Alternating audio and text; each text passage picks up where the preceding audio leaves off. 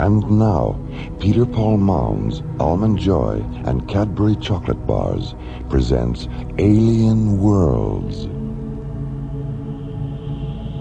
Slowly rotating at the edge of deep space, 1,000 kilometers beyond the atmosphere of 21st century Earth, is the Arthur C. Clarke Astronomical Observatory, Starlab.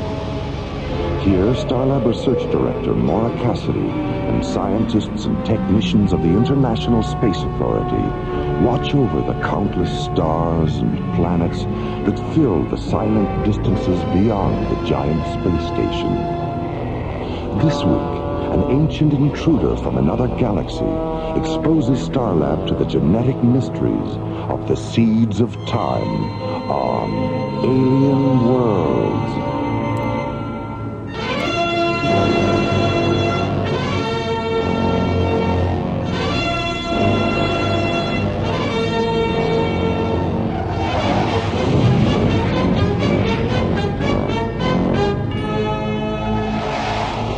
50 kilometers beyond Starlab, the SET interceptor Solaris reduces speed and moves into a preliminary docking orbit with a huge space station.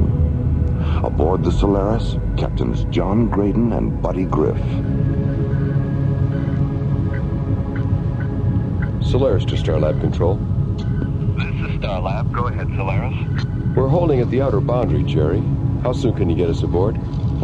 Traffic's pretty heavy right now, John.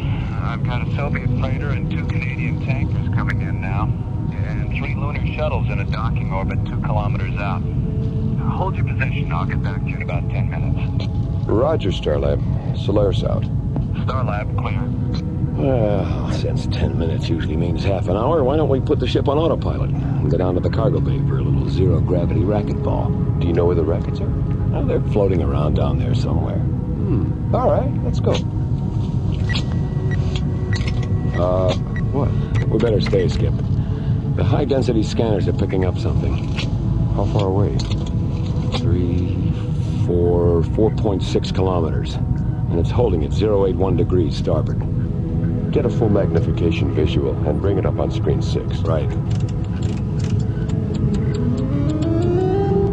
What is it? I don't know. I've never seen anything like it. In the center of the screen, against a background of jet-black space and scattered stars, the mysterious object begins to slowly rotate, reflected sunlight blazing from each of its 10 smooth surfaces.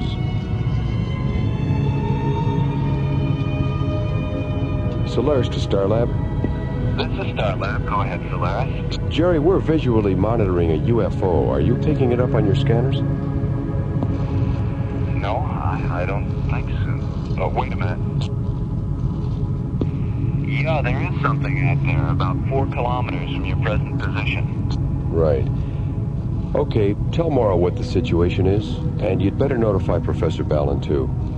We're going in for a closer look. I'll keep an eye on you from here, John. Be careful. Starlab out. What do you think, buddy? Let's play it safe and sort of sneak up on it. I'll do a tomography profile at 3 kilometers. If the thing's not dangerous, we can get in close and do a Phase 1 scanner series. And what if it explodes and blows us to Kingdom Come? You know, maybe we should stick to racquetball.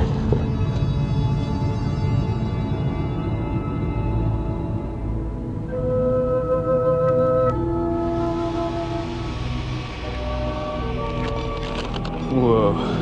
Talk about sensory overload. I wonder how she keeps her balance. Maybe it's trick photography. Couldn't be. No photographer is that tricky. Captain Starlab Control. This is Starlab. Go ahead, Maggie. We've got a problem, Jerry. We're still working on this new orbital power satellite at Vector 706, and we just lost our last bundle of solar panels.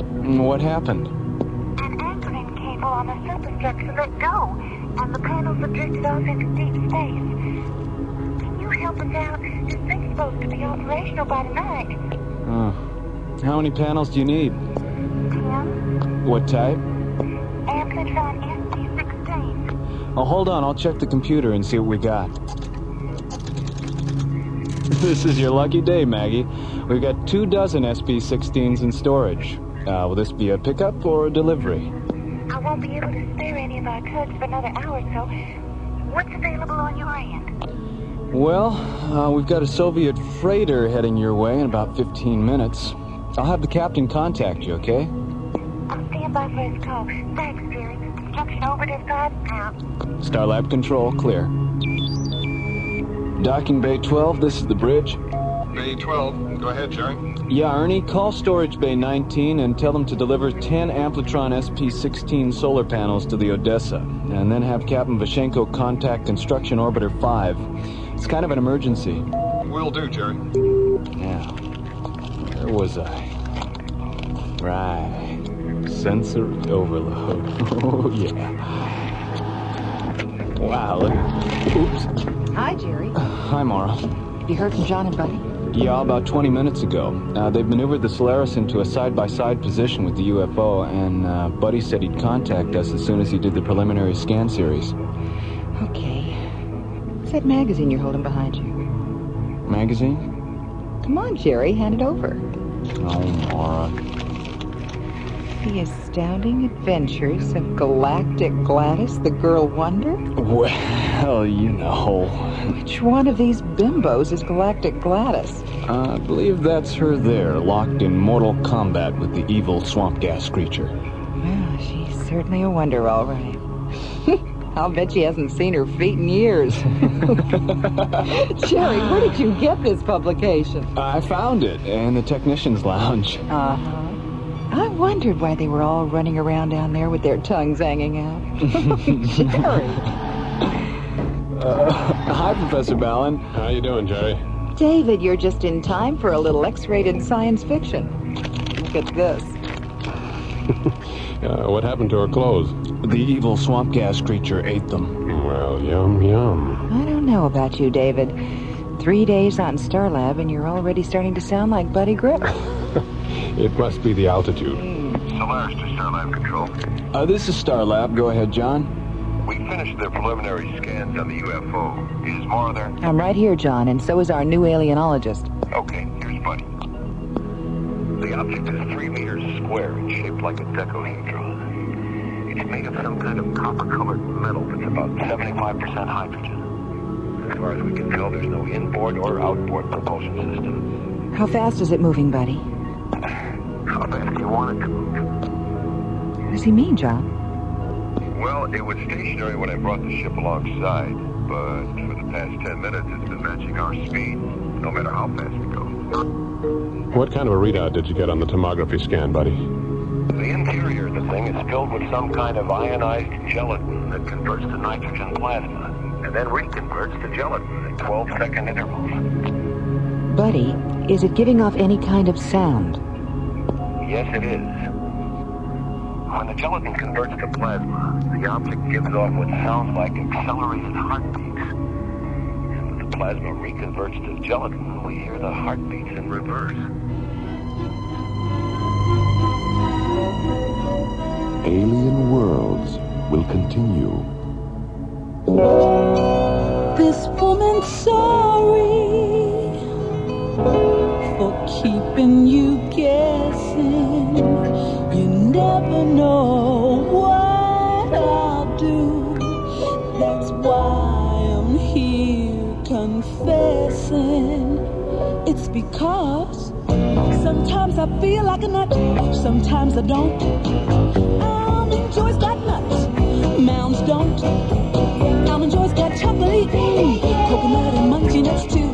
Mounds got chocolate and chewy coconut. Ooh. Sometimes I feel like a nut, sometimes I don't. Almond Joy's got nuts, Mounds don't. Because Sometimes I feel like a nut, sometimes I don't. Sometimes I feel like a nut, sometimes I don't.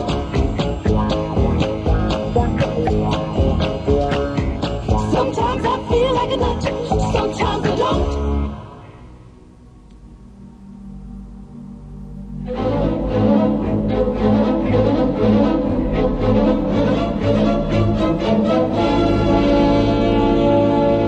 Alien Worlds continues. Returning from a routine patrol aboard the Solaris, SET Captains John Graydon and Buddy Griff encounter an unidentified flying object 50 kilometers beyond Starlab. The object is 3 meters square, shaped like a dodecahedron. It's made of some kind of copper-colored metal that's about 75% hydrogen.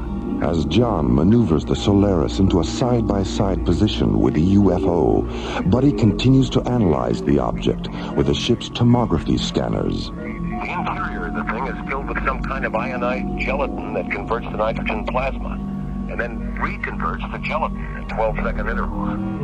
What do you think, David?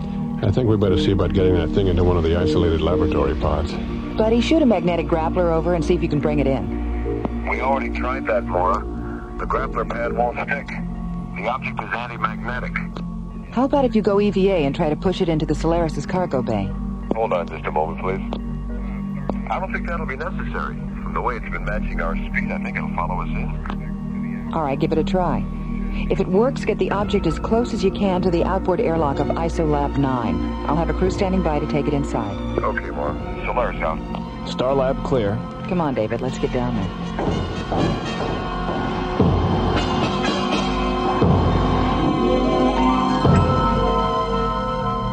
15 minutes later, the Solaris maneuvers the object into a position 2 meters away from Isolab 9's outboard airlock. Then, as John guides the Solaris into a nearby docking bay, the lab's airlock opens, and a crew of technicians in yellow pressure suits and tinted glass helmets take the alien decahedron inside. 10 minutes later, the object rests on a slowly rotating observation pad in the center of the lab's brightly lit quarantine chamber. It's remarkably beautiful, isn't it? Frightens me. Why? The way it looks. The color and size, texture. All those desperately perfect angles constantly repeating themselves. Its physical aspects are so familiar we can call them by name in a language we all understand. And yet we don't know what it calls itself or what it might be calling us. You feel whatever's inside is alive? Don't you? Yes. Well, at least our scientific selves are still in sync. Maura, please. Not now. Hey, look who's here. Hi, fellas. Well, I'm glad to see it hasn't blown up yet. Come on, Skip, let's go inside for a close-up. Yeah, okay. I think you better stay on this side of the glass for a while. The object's still being scanned. If you go in there now, your body impulses will be included in the scanner data. Maybe we should go in anyway, just to blow their minds up in data processing. Yeah, I can hear Professor Clarke now. I say, Ramsey, have you seen this printout? Graydon and Griff are trapped inside that alien gizmo. Really? How do you know it's them? Elementary, my dear Ramsey. The tall one's thumbing his nose, and the short one thinks it's funny. Oh, Maura? David? Not even a smile? What's with you two? We've got a lot on our minds, John. Yeah, I see. Well, okay. Come on, Skip, let's go have dinner. Yeah, right. So we'll see you guys. See you later. It's time we had a talk, David. Let's go up to my quarters.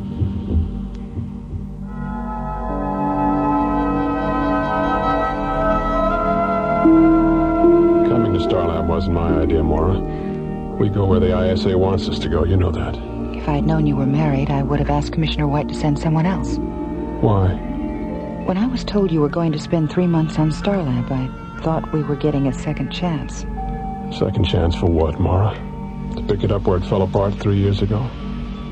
Why not? Because your work has always been more important to you than anything else. And I don't think that'll ever change. Even when things were good, we were never together more than 3 months out of the year.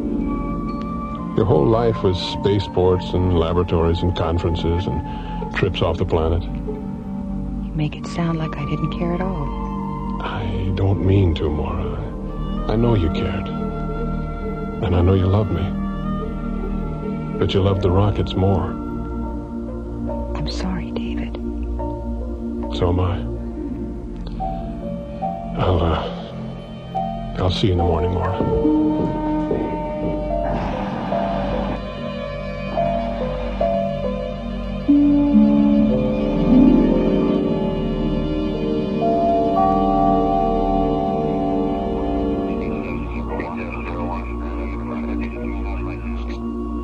Okay, Lunar Shuttle 10, I have you on the screen. Your docking orbit insertion coordinates are 509er at subvector 70 alpha. 509er at 70 alpha. Roger, Starlab. Lunar Shuttle 10, out. Starlab control, clear. Morning, Maura. Jerry, have you seen David? Not since yesterday afternoon. Morning, everyone. Good morning. Have either of you seen David? Yeah, we saw him after dinner last night when we went down to have another look at the UFO. He was in the ISOLab with it. Maybe he's still there. I checked the ISOLab 20 minutes ago. Well, maybe you missed him. Let's get on and take another look.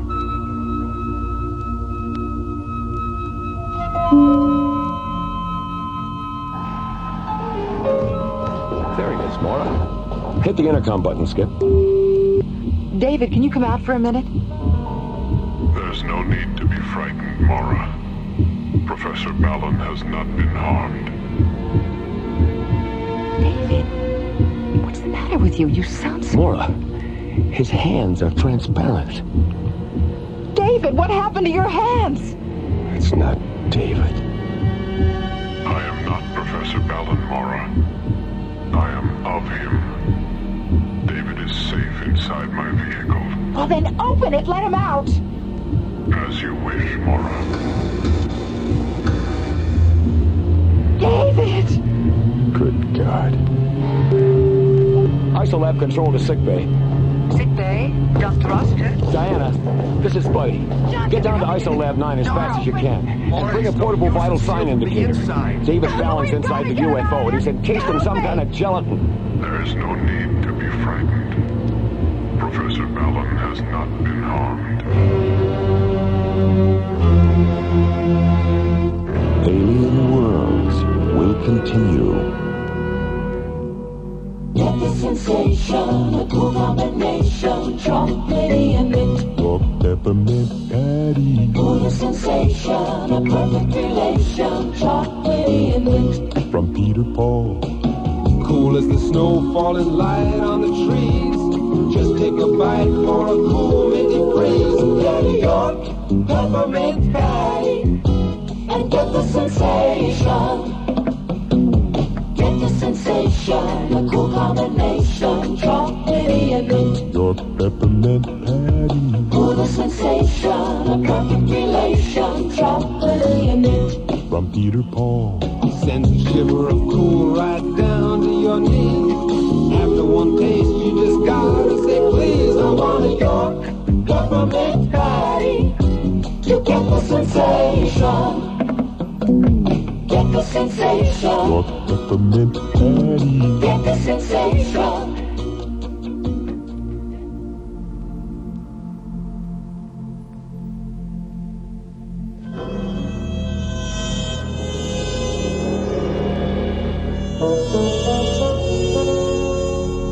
Alien Worlds continues. Entering the control booth of ISOLab 9, Maura, Buddy, and John discover that the substance inside the alien decahedron has transformed itself into a duplicate of Professor David Ballon, leaving the real David Ballon encased in a cocoon of translucent white gelatin.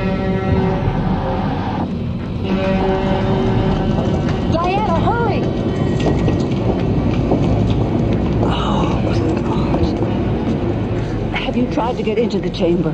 The hatch is sealed from the inside. There's no need to be frightened, Dr. Rossiter. Professor Ballon has not been harmed. He knows me. He knows all of us, Diana. Connect the vital sign indicator to the scanner terminal, John.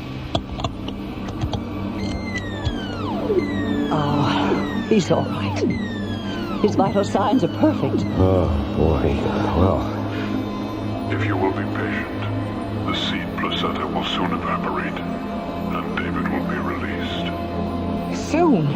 How long is soon? Now. David, are you all right? I think so, yes. I suggest you leave the chamber now, David.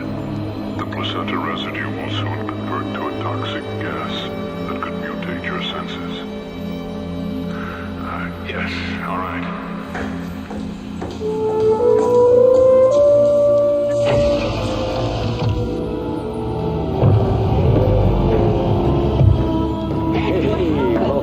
Where have you been? When that thing opened up last night and took me inside, I thought I was a goner. But as soon as the seed placenta started to cover me, I wasn't afraid anymore. It was incredible. I sensed everything that was going on. And when my duplicate emerged, it was like one of those films where the guy dies and you see his spirit leave his body. Film, huh? I guess art imitates life after all.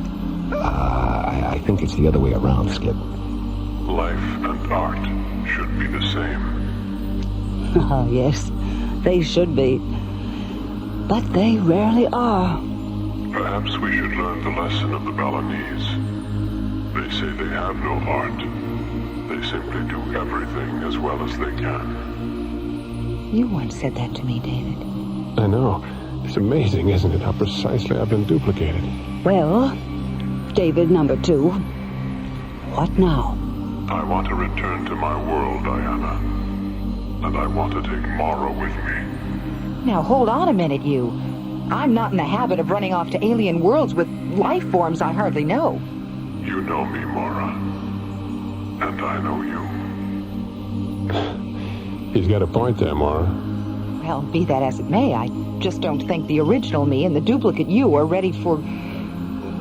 Well, why are your hands transparent anyway? David was wearing protective gloves that prevented the seed placenta from taking a precise imprint of his hands. And Maura, a duplicate of you is all I want. Why? I still love you, Maura. Oh, David. Why didn't you... Wait a minute, what am I saying? This is weird. David? Yes? Yes. Oh, I'm sorry, David. I mean the duplicate David. Yes, Diana. I think all of us would like to know a little more about your origins. Centuries ago, explorers from another galaxy visited my planet. Their bodies contained bacteria, harmless to them, but lethal to us.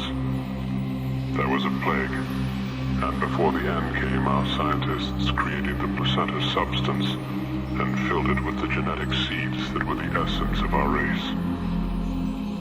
Then they placed these seeds of time in hundreds of vehicles like this one and set us adrift in the universe. Was your race humanoid? Yes, buddy, it was. But some of the cells were randomly coded, so we could become whatever organic life form we contacted. I could have been a bird or an insect, or even a flower. Any living thing in which the seeds could take root. What would have happened if you had become a flower? I would have simply pollinated other flowers of the same species, and my race would have been reborn as a genus of conscious, intelligent orchids or roses. Would you eventually have re-evolved to your original humanoid form? Eventually, yes. But I'm not a flower, am I? I'm an ion-negative duplicate of a human male. And my race can be reborn only if I interact with an ion-positive duplicate of a human female. All right, I'll do it. Good girl. Thank you, Maura. It's okay. Just remember, I don't fool around on the first date. What do you want me to do? Saturate yourself with pure oxygen for 2 minutes. That will protect you from the toxic residue. Then come into the chamber and enter the secondary placenta compartment of my vehicle. Okay. Get me an E4 oxygen unit ready. I'm about to become a double feature. Okay.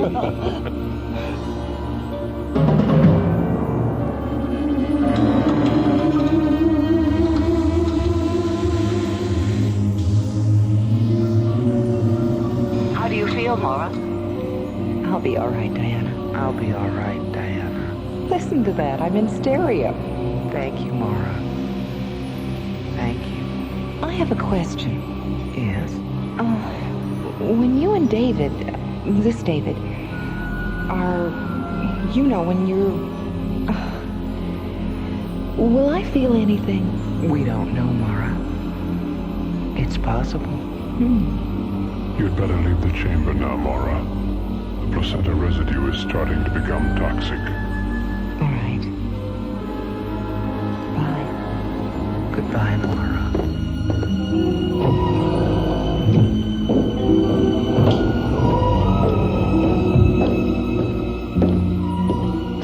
Did you arrange for a ship, John? There's a long-range shuttle waiting for them just outside the airlock. Maura, you'll be able to fly the shuttle, won't you?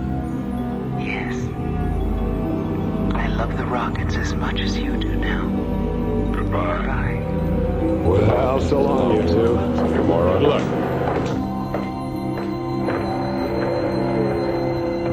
It looks like we're getting that second chance after all, Maura. You're right, David. You're absolutely right.